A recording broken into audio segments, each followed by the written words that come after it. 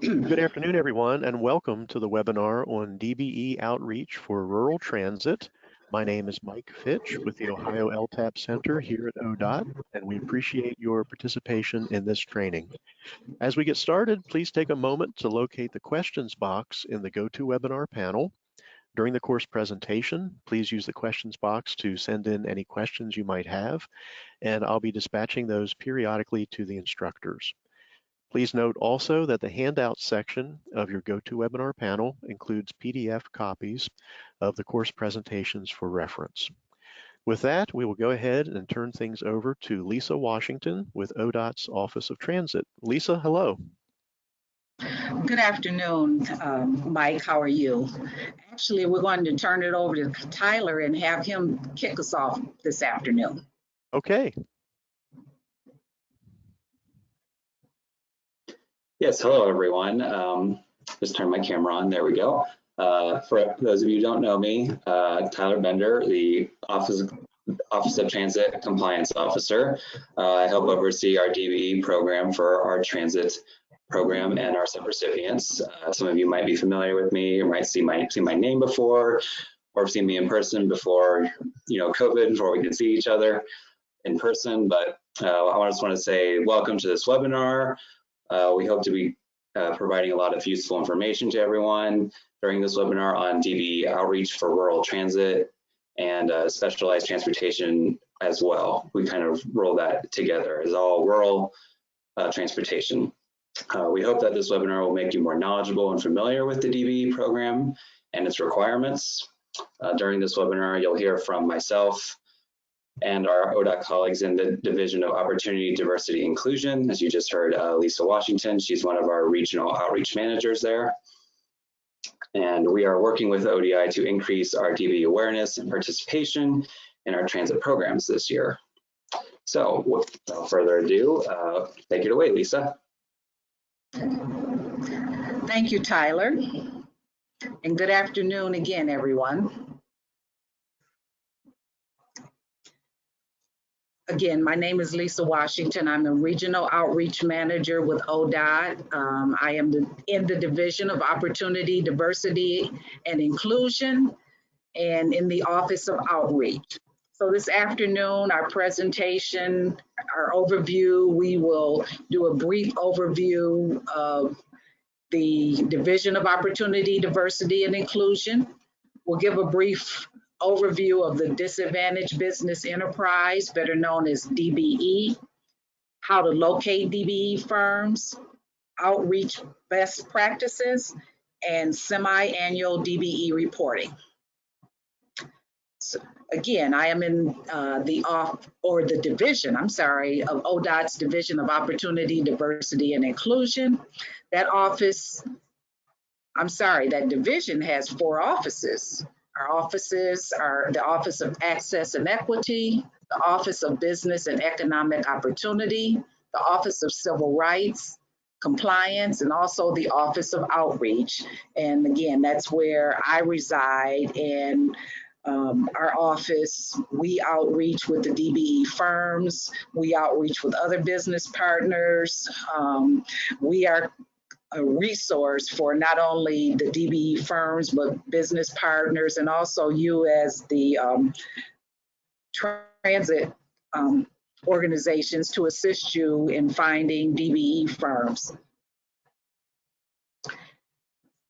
There are 3 outreach managers currently in our office. Beyond myself, we have Jalita Stoltz, who covers our Southwest region. We have Lynn Stephen, who covers the Central region of Ohio, and currently she's also covering the Northeast region of Ohio. That position is currently open, so when that position is filled, we normally do have 4 outreach managers, and we normally do cover 3 regions each. So the Disadvantaged Business Enterprise. Just a little background information. The U.S.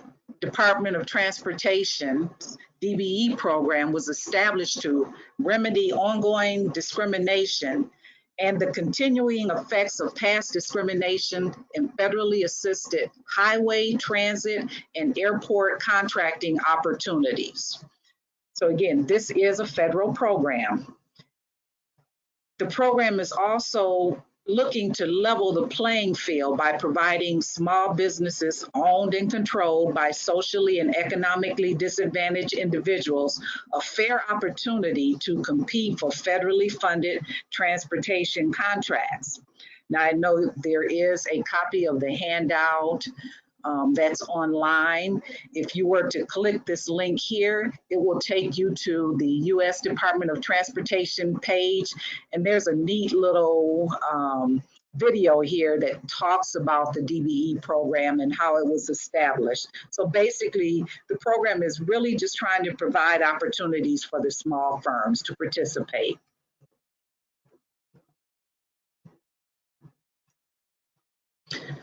So what is a DBE firm? The business must be at least 51% owned and managed by socially and economically disadvantaged individual or individuals. Members are presumed to be socially disadvantaged if they're part of these social classes, being a woman, Black American, Hispanic, Native American, Asian Pacific, subcontinent Asian Pacific, and there could be other categories on a case-by-case basis, example being disabled individuals. The firm must also be considered a small business as defined by the SBA or the Small Business Administration standards. Their three-year average annual gross receipts, including any affiliates that the firm might have, cannot exceed $23.98 million to qualify for DBE certification. And the owner's personal net worth does not exceed $1.32 million. And that would be that 51% owners. So who must have a DBE program? The state departments of transportation, so all 50 states have a DBE program, federally funded transit agencies, and also federally funded airports. And Tyler, if you wanted to jump in. Yes, so I wanted to mention that all Section 5311, 5339, and 5310 subrecipients covered in our transit programs are included in ODOT's overall DBE program plan. So our subrecipients are not required to have a program themselves unless they are 5307 systems as well that directly report to the FTA. But if not, if they just receive their transit funding through ODOT, they do not need to have a separate DBE program as they're covered in our own statewide program. Okay. So the DBE program responsibilities, agencies must establish an overall goal to spend with DBE firms. We want to help remove barriers to the participation of DBEs in contracts and procurement opportunities. And we want to promote the use of DBEs in all types of federally assisted contracts and procurement opportunities conducted by recipients.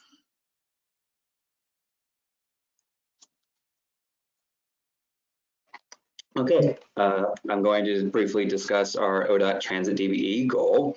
The transit goal covers all FTA-funded contracting opportunities and procurements performed by ODOT and our 5311, 5310, and 5339 subrecipients.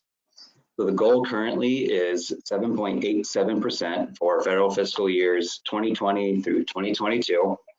And what that means is for the entirety of eligible FTA funds spent by ODOT and our subrecipients in a given federal fiscal year, that at least 7.87% of them went to certified DBE firms. We currently strive to achieve this goal through race-neutral measures, which basically means we do not require our subrecipients or our own ODOT transit-funded contracts to set specific DBE contract goals. It is meant to be achieved through intentional spending with DBE firms when you go out for quotes or procurements through our approved procurement process. It is up to all of us in the end to achieve our goals. So when we do the semi-annual reporting, that's how we really measure our overall DBE goal attainment. Do want to mention that ODOT did establish and does establish every 3 years separate goals for FTA funds versus FHWA funds, which for anyone unfamiliar, FHWA refers to the Federal Highway Administration. And that's typically the road and bridge projects that people usually associate with ODOT. I do want to mention that vehicles awarded through our programs are not counted in this goal and should not be included in your semi-annual reports. These vehicles are included in a separate kind of DBE goal setting process that is directly managed by the FTA and those transit vehicle manufacturing companies. So that is not included in this goal reporting. So our transit goal setting methodology, every 3 years we do this as required by FTA regulations. So we analyze the past budgets. We first established our base figure of ready, willing, and able DBEs over all ready, willing, and able firms. So that means for a given industry category, we analyze through the Unified Certification Program, the UCP, how many DBEs are available in a given industry category, otherwise known as a NAICS code that Lisa will discuss later, and divide that by the all ready, willing, and able firms in that industry category. So we add that all up and establish a base figure percent.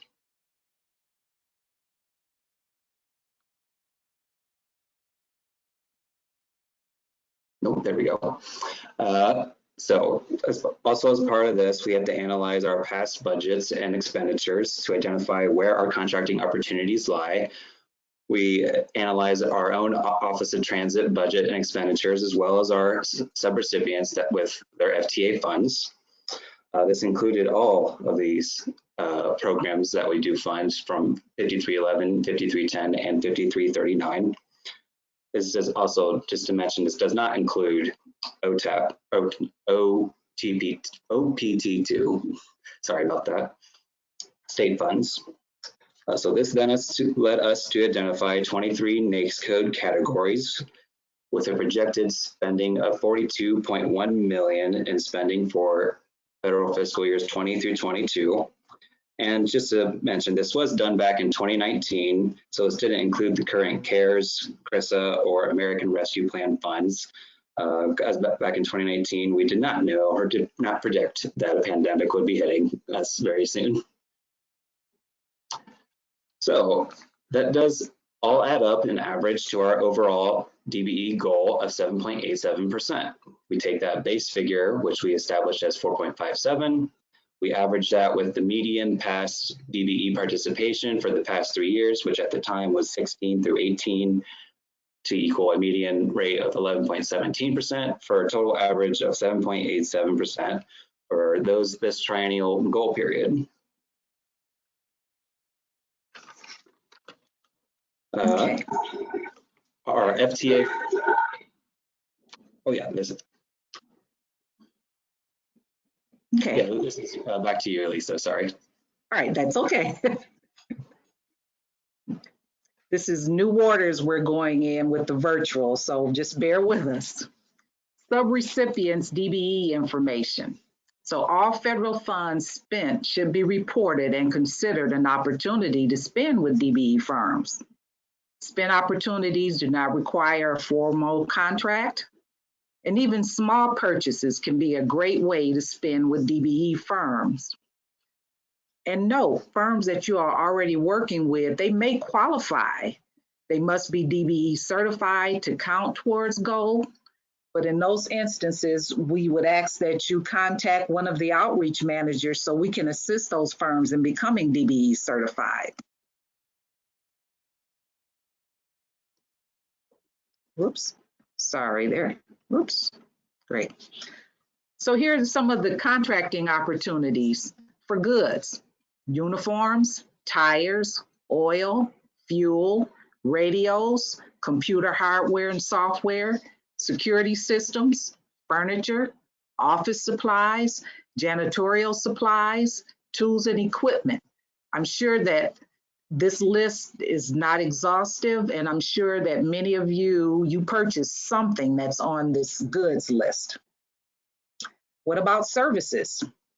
Landscaping, janitorial services, accounting, IT, third-party transportation service providers, contracted maintenance, electrical, marketing material, construction, building renovations or repairs, security guards. So these are just some examples.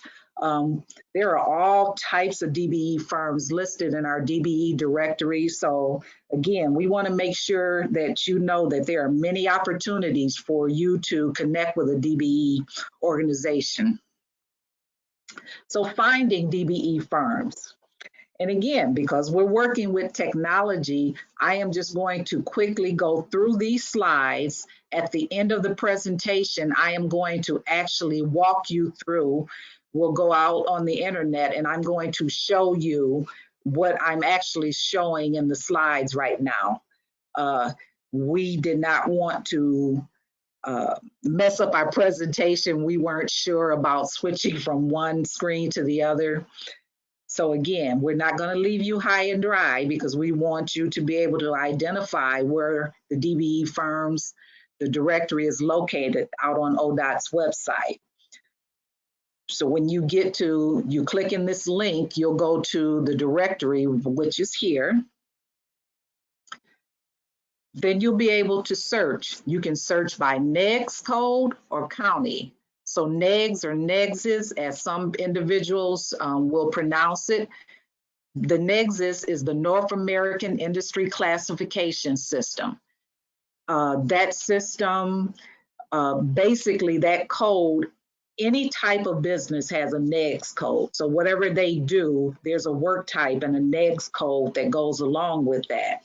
That NAICS code is set up through the United States Census Bureau. There's a huge database, but when you go to search, you can search by that code, and that's going to have a work type like maybe janitorial services, landscaping, and you can also search by county. And again, when we're done with our presentation, I'm going to walk you through how you can find this information on our website. So just again, a little bit about the NAICS codes. They're a 6-digit number and they represent a work type. Again, here are some links where you can find the codes. The large database of NAICS code is located, again, out on the census.gov/NAICS. I'll tell you, it's huge. We also have a link out on our page meaning Odot'S. But again, you can always reach out to an ODOT outreach manager and we can assist you in finding the right code or the code that you're looking for. Also, what we've put together very recently, we've had our DBE firms start to load their capability statements out on Odot'S websites. A capability statement is basically a resume for a business. It tells the business, they list their services, they list their NAICS codes, if they have other certifications. Some will list some of the contracting opportunities they participated on. So we have a listing of consultant services capability statements. We also have a listing of construction and other type of firms. So you may know of a firm and you want to find out just a little more about them beyond the listing that's in our database. And if they have downloaded a capability statement, you'll be able to access that information also from our website. So just some thoughts on best practices. Don't limit your range to just your county to find DBE firms. if a product can be ordered, you can use the entire database. The database includes not only firms that are in Ohio, also out-of-state firms. But you'll probably want to use the Ohio firms, but there are it's a very large database, so you've got a lot of variety to choose from. Now, surrounding counties may have more DBE firms. So if you're in a smaller region, you may want to also search on a county with some of the larger cities that might be nearby you. And again, consider all spending an opportunity, no matter how small. Refer firms that may qualify to get certified. Again, you may be doing business with a small firm and they may be an excellent candidate to become DBE certified. Also, and I think, well, Tyler, I didn't know if you want to jump in and talk about the procurement opportunities on the Rural Transit website. Yes, so right before I get to that, we actually just had a question about what you just talked about. So I'll just kind of pose this to you right now. This question reads, I contract with 2 third-party transportation providers who are eligible to be a DBE firm, but don't know how to become a DBE. How can I help them become certified? Okay, you can help them by referring that firm to either myself, Jalita Stoltz, or Lynn Stevens. Any of the outreach managers will assist them in talking about the certification, showing them where the application and forms are on our website. We'll review that information with them. So please refer them to us. Thank you. Great. Thank you, Lisa. Okay. I'll say that we did develop a new procurement opportunities website on our ODOT Office of Transit main website. This is a new effort that we're doing to try and advertise our large procurements on our website so it has greater circulation and availability for DBE firms to see them as well. So if you have large procurement opportunities, we're going to start working with you this year to post those to our website to increase our advertising these procurement opportunities to a wider audience. So that's something you'll hear from me in the future once you get your next calendar year of awards. Okay. And again, these are our regions that we cover for outreach. Don't let this stop you. If you are in a different county, you can contact or reach out to any of the outreach managers and we will assist any of you wherever you are around the state. With that, I'm going to, I think Tyler is going to take over, but I will be coming back because I am going to show you on ODOT's website how you can identify DBE firms. Yes, thank you, Lisa. I think we'll take a break to see if we have any questions. Mike, do we have any other questions in the queue? At this time, we do not. All right, thank you. Then I'll just continue on. So, as I said before, this is how the DBE semi-annual reporting process is how we capture this DBE participation rate and our overall goal attained. So I'm going to walk you through what all goes into this semi-annual reporting process and its requirements. All right, so we first see that ODOT performs oversight of all the DBE program opportunities that we have in the state for all of our rural and specialized transit agencies funded through our program.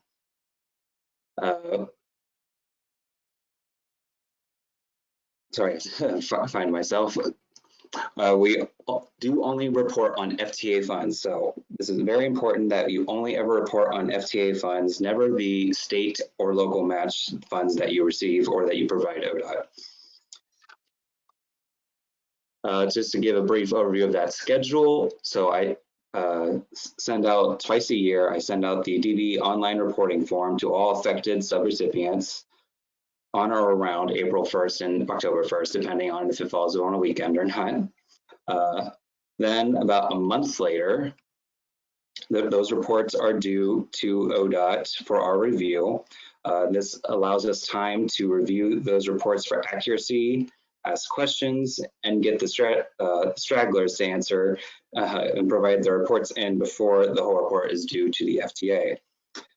And that report is due to the FTA a month later after that, on June 1st and December 1st each year, as required by DBE statutes. So again, that's the form stack form that I send out to everyone in the beginning of April and October, twice each year. We are currently working with Black Hat to possibly automate that process in Black Hat instead of form stack. So you might see a different process later this year. Is going to remain form stack in the upcoming April report that I'm going to send out, but we are looking to hopefully improve that process. So what goes into the semi-annual DBE report? There are 3 primary reporting sections in the semi-annual report, with the first being awards made during the reporting period. So the reporting period is always either the first or second half of the federal fiscal year, either from October to March or April to September.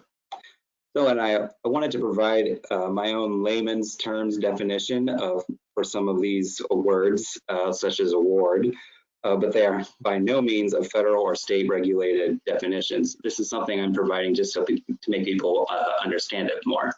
So award basically means a business agreement, contract, purchase order, or other arrangement or legally binding relationship for the transaction of goods and or services. Excuse me. So the first thing that you have to report on then are the number of all awards to all DBE for all firms, DBE and non-DBE, and their associated total dollar amount for those awards. Then from those amounts, you report on the total number of awards that went to certified DBE firms and their associated total dollar amount. This can also be subcontracts under prime contracts, but please notify me if this is the case, because that will have to be separated out from prime and subcontracts. So again, all awards, meaning an entire business contract amount that has been awarded in that reporting period, and goes into this section of the report. Also, when you do a report when you do report a DBE in this section, I will follow up with you to obtain the ethnicity and the gender of that DBE owner, as it's required by the FTA that we report on that sort of statistical information. All right, the next section, payments made in the reporting period. The next section concerns actual payments made to DBE and non-DBE firms. This is basically the most important section, as it's used by the FTA to measure the exact DBE goal attainment that we get each reporting period. And again, here's my definition. I provided my own not legally binding definition for payments, and it basically states that it's any financial transaction for payment of goods or services based on accrual accounting, which the FTA requires. So similarly with this awards section, you report on the number of payments made to all firms and their associated total dollar amounts. And then you separate the number of those payments made to DBE firms and their total dollar amount to those DBE firms. And then the final section, so completed awards made during the reporting period. This last section covers awards completed during the reporting period. You may still see the term contracts in this section in our reporting form, which is fine. They both refer to the same thing, awards and contracts. A completed award refers to any award that ended during the reporting period. refer to the end date of a contract, purchase or period of performance, for example. If you buy something, make the payment, and end the contract / award in the same reporting period, all of that information will be captured in this section as well as the other sections. And similarly, this section functions similar to the other two sections that I just described. You report on the total number of awards completed in the reporting period and their associated total dollar amounts with all firms. Again, all firms does include DBE and non-DBE firms. And then you separate the total number of completed awards to DBE firms and their associated total dollar amounts. All right. So that's basically what goes into the semi-annual DBE report, and something that we wanted to try and start asking our subrecipients to do this year, and it's not going to be a requirement, but it's something we would really like to start pushing, are aspirational goals. What DBE outreach and goal could be achieved in your contracting / procurement opportunities? We would like people to start to analyze their contracts and award potential. So for example, if you regularly go out for a large procurement for third-party transportation service providers, as our question did say earlier, try and analyze what the DBE possibilities are in that realm. It could be that you have several DBEs available a couple counties over that you weren't aware of. So it always means that we would want people to expand their search, expand their county boundaries. Don't just look inside your county, try and look beyond. And try and set a goal for this outreach and inclusion of DBE firms in your own advertising or when you're searching for quotes. So if you're searching for a quote for, say, radios, then try and see if there are any radio DBE certified businesses in the state or in your region of the state, to try and see if you could obtain those type of materials and goods from a certified DBE firm. And what other tools can be used for aspirational goals? One thing that I recently assisted one of our subrecipients with, actually, we included a DBE certified status as a bonus in their scoring criteria for their RFP for third-party transportation service provider. So that's a great way to try and encourage DBE participation in your procurement opportunities if you make it more valuable to be a DBE in the scoring criteria that does eventually decide what business you will end up selecting. And we're not saying make it a large amount. I advise around 5 points, 5% out of however the total amount that you would do. It's just a great way to start to try and achieve more DBE participation. And another way to try and achieve greater DBE participation would be to break up a contract or award into smaller pieces. Now this does get tricky because this is something that the FTA does not allow to avoid the larger procurement requirements. If you are breaking up a large procurement and just to meet small procurement thresholds and requirements, that would not be allowed, and that would be not permitted through our procurement oversight process when you have to get our approval for certain procurements before you go out for bid.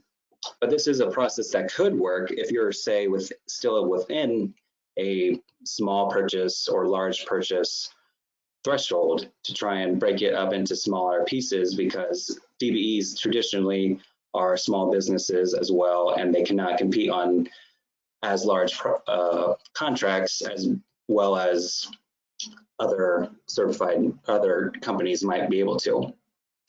So for example, I wanted to go through one example.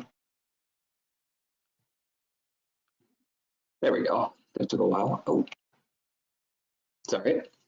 So for example, if you have a $40,000 contract for engine oil, it could be broken down into a $25,000 contract and a $15,000 contract, just That way you would have 2 opportunities for someone to get that business with you, and a smaller contract that would be more advantageous for or accessible to a DBE firm that doesn't have as much resources as maybe another company might.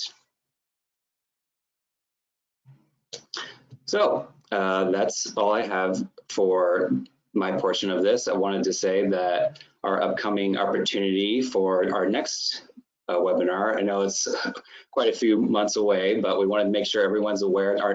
We are working with ODI, the Office of Outreach, to plan a second webinar where we will kind of host this opportunity for DBEs to attend a virtual, right now it would be virtual, meet and greet with our rural transit agencies and specialized transportation agencies to see what kind of procurement opportunities they might be interested in trying to obtain with your agency.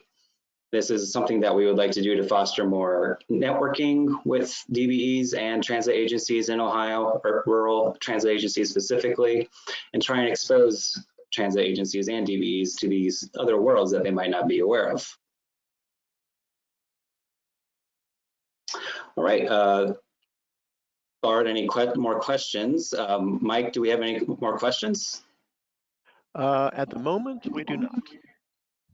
All right, Lisa, I guess I'll throw it back to you and you can walk them through the online UCP process. Okay. Tyler? Yes, Dave? Yeah, this is Dave. And I just want you to bring up, is it possible to have 0 awards for a 6-month period of time? Yes, so for anyone that doesn't know Dave already, that's Dave Seach, the manager of my compliance section at the Office of Transit. To answer your question, it really is not possible to have 0 procurement opportunities unless you really don't buy anything with your federal funds. Things like your driver salaries and your benefits do not get included in this semi-annual DBE report. As I said, vehicles don't get included as well. But if you're buying anything with FTA funds, you really don't have 0 procurement opportunities. There's always something out there. Thanks, Tyler. Okay, so we're going to go back and we are going to review how you can identify DBE firms on Odot'S website. You will click into the link ohioucp.org.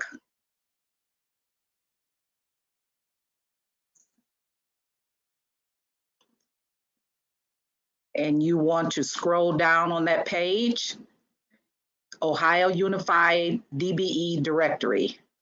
Let's click in there. Scroll down. Okay, so here is your search criteria. I'm going to do a few examples for you. We're going to look at a NAICS code, so we're going to search for landscaping. Now, remember, I said the NAICS code gives a little description of the work type for that particular company. So I already know that the code I'm looking for is 561730. And as you can see, there are many codes in here. And again, every business has a NAICS code. 561. Okay. So I've selected that. Certification type, we really don't have to choose anything here. It says select all, which the ACDBE is our airport concession DBE firms, or if we just want the DBE firms. So maybe what we'll do is just, because you can unselect that, we'll check the DBE. Going over to our counties, HQ County. When you go here, it will automatically be checked to select all. We want to uncheck that so we can We can look up certain counties. Also, the thing I wanted to note is that at the very bottom, out of state, because we do have many firms that are certified in their home state, which they must do first, but then they also come to the state of Ohio to certify. So just for the sake of showing you some examples, we're going to look in Dark and Montgomery. So when I check those two counties, then what you want to do is click View Report. From there, it is going to give me the firms with that NAICS code that are in Dart and Montgomery County. So here you see the firm's name. Tyler mentioned a while back on some of the reporting that he will be contacting you regarding the owner's ethnicity. It is included here in the search. You've got their address here, the NAICS code descriptors. So within the NAICS code, for example, landscaping services, there are many different things that you can do in landscaping services. And that's why we've got at least 3 different items under landscaping here. They could be performing herbicidal spraying, just the landscaping services, excluding herbicidal and litter removal, and it can be litter removal and mowing. In this other example, this particular firm, again, they also have the landscaping services, but the corresponding entry, and that's what we call these other codes, and it's very specific to the services that the DBE firm provides, landscaping.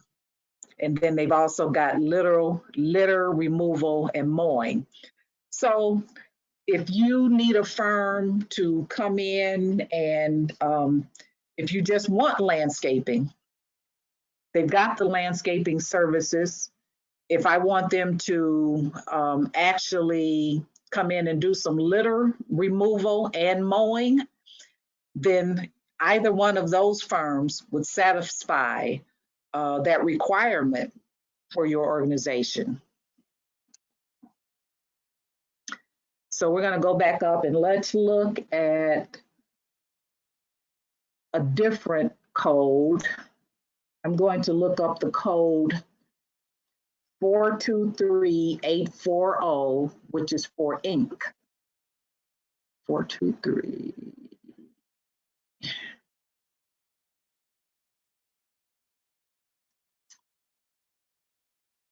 Actually, it says industrial supplies merchant wholesalers.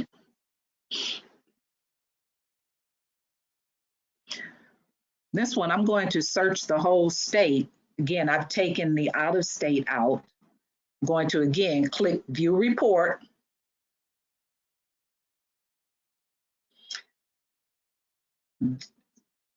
Now, it says page 1 of 1, so there's only one page here. You could come up with a code that would have 3 or 4 pages. And let me also say that while you're in this page, you do have the capability, if you go here, you can save this information, you can download it in an Excel, Word, whatever, but you do have the capability to download the information that you just pulled up.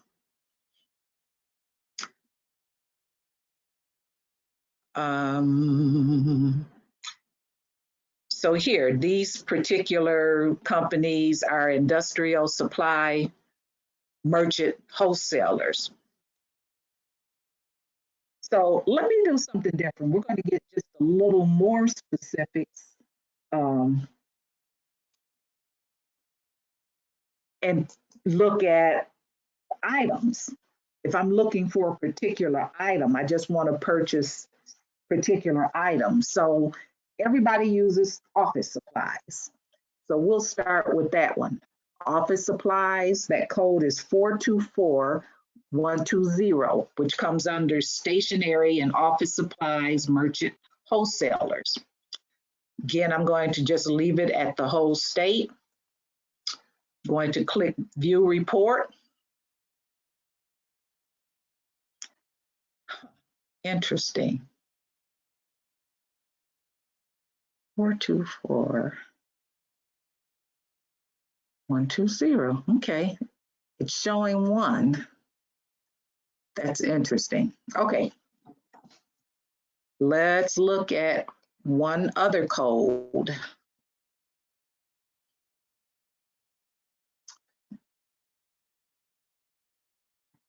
Industrial and personal service paper merchant. And here I'm more, okay, what I'm really looking for is who can I order some toilet paper from?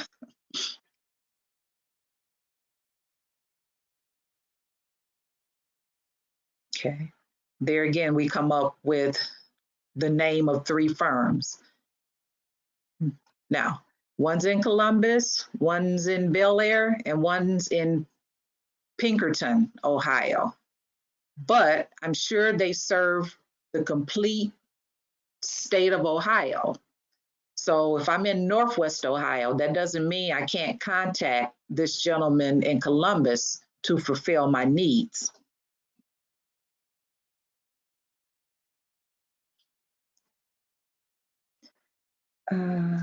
Let's look at one other code. 424110. So here's paper merchants. We all have copy machines and we're using copy paper.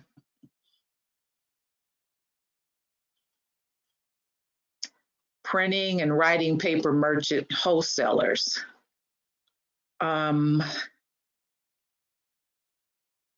So we do have one listed there. I would just imagine if we dug further, we may come up with more names, just depending on the next code that we're searching on. But again, this is a way that we can go in and try to identify firms.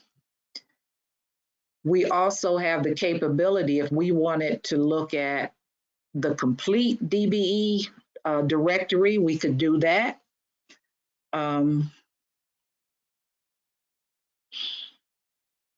Let's see. And again, you would have the capability, which you probably would not necessarily want to do.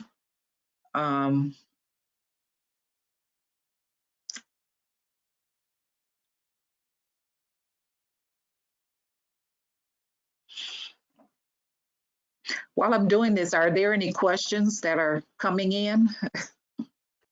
Yes. Okay, great. Yes, so I can answer one of them at least while you're doing what you're preparing your next example. Okay, I'm done. Oh, okay, that's great. It's a quick one. So I'll say, just to show you, now I pulled basically the complete, pretty much DBE report. As you can see here, there are over 56 pages, so it is a large database. Again, if I wanted to save that, which you probably wouldn't want to do, not necessarily, but again, you do have that option of saving that in an Excel spreadsheet. The other thing I will mention is how to format the results. Because here, if you notice, the email address is located in the firm's contact information. If I wanted this in a more user-friendly version, more like a mail merge where that email address is separate, when I go to how to format results, I want to click on mail merge down there. And that's when that report comes up, the email will be separate. So, for example, say I wanted to order fuel or some items, and I said, hey, I'm going to just send out an email to DBE firms in that particular NEDS code, or the ones that are listed that sell this particular item. Then if I do a mail merge, it gives me the capability to have that email separately. So I can either do an actual mail merge document, or I can copy and paste the emails to send out to those firms.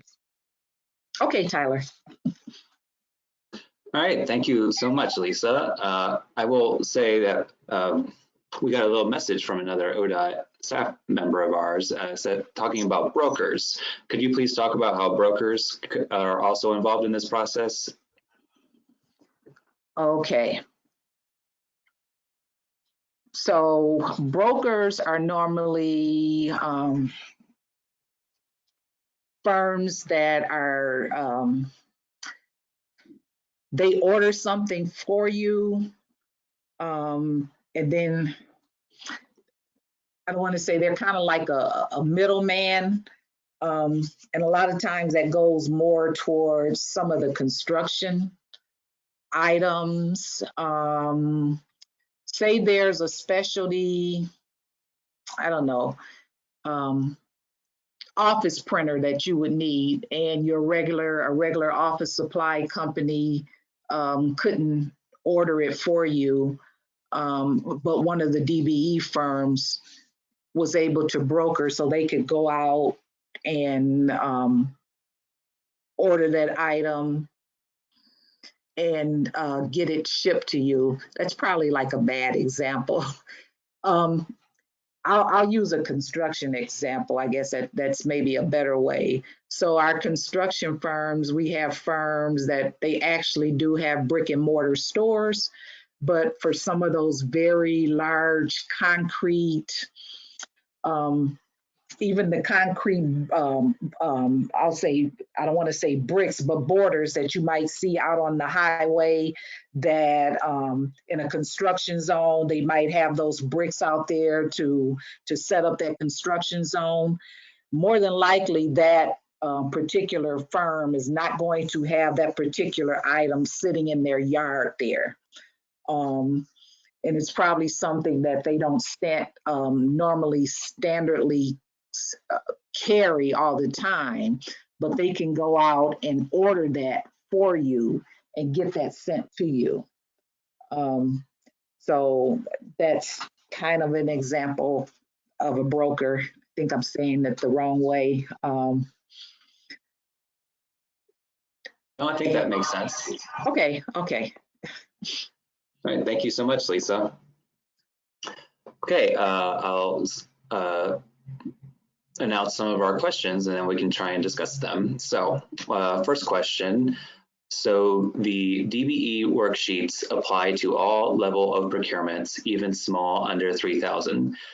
Yes, the DBE worksheets, AKA the semi-annual DBE report, does apply to any and all funds that you use that are from the FTA through ODOT in our programs. So if you are buying something with the FTA funds, that would be considered a good or service, a contracting opportunity that would be included in this semi-annual DBE reporting.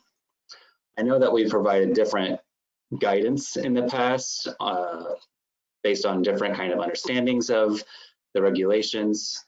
However, after further discussion with FTA over the past year or so, we have come to the conclusion that any FTA funds that are used for procuring goods or services, contracting opportunities, those must be included in the DBE reports.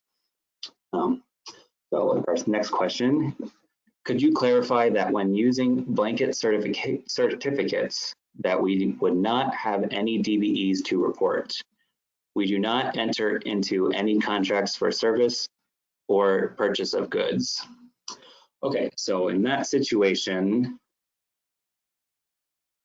I would say if you really aren't going out to purchase any goods or services with the FTA funds that we provide your transit agency or your specialized transportation program, then that's the only time I would see where it does not apply. However, those will be few and far between for our systems, I truly believe. If you want, you can always ask me to get further guidance on that reporting.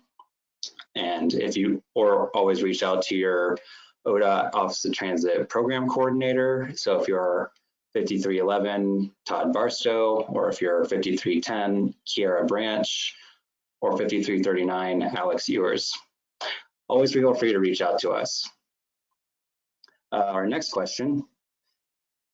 We provide multiple services along with our transportation. Do we need to do this process for just those who are 100% transportation, or for services that are split between our services, including transportation?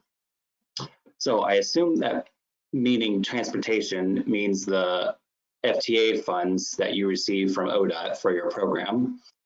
And working off of that assumption, if there are any FTA funds included in that procurement opportunity or contracting opportunity, then that would be included in this reporting. Again, you would only report on the FTA funds used in that procurement. So if you only have, say, 50% of the funds used for a project or purchasing a good are coming from your FTA funded grant award, then you would only include that 50% of those funds into the DBE, semi-annual DBE reporting. And if you do use FTA funds, if you even use up to $1, as the example I've always heard, if there's $1 of federal dollars in your procurement, then all the federal requirements are attached. So if you are trying to, I want to say, skirt these requirements, because we don't want you to try and get around them, but it's always best to try and balance your use of federal funds versus local and state funds. I hope that answered that question. Next question reads, is there a way to look at all DBE firms in a certain county? Lisa, could you answer that?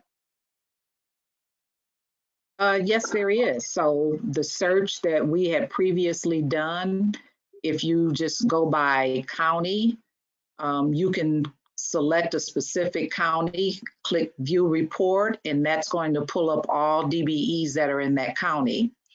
And I can quickly say my counterpart reminded me of the wholesale trade agents and broker, to go back to that question on brokers. So I did a quick search in Cuyahoga and Franklin, so Cleveland and Columbus. And here is a listing of wholesale brokers that are available, at least in those two counties. And again, if I wanted, whoops. Okay, it kicked me out. But yes, so again, if you need assistance in walking through our DBE database, please contact one of the outreach managers to assist you.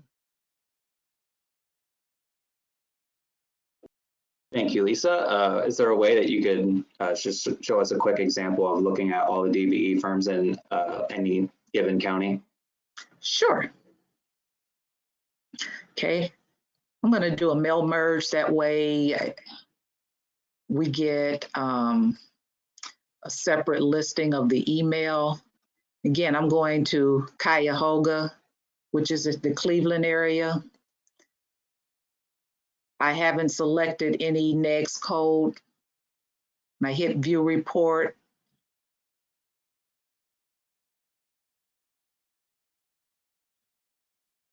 Okay, so this has pulled up all the DBEs that are listed in Cuyahoga County.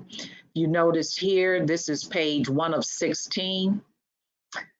Again, if I go here, I can download that in an Excel spreadsheet.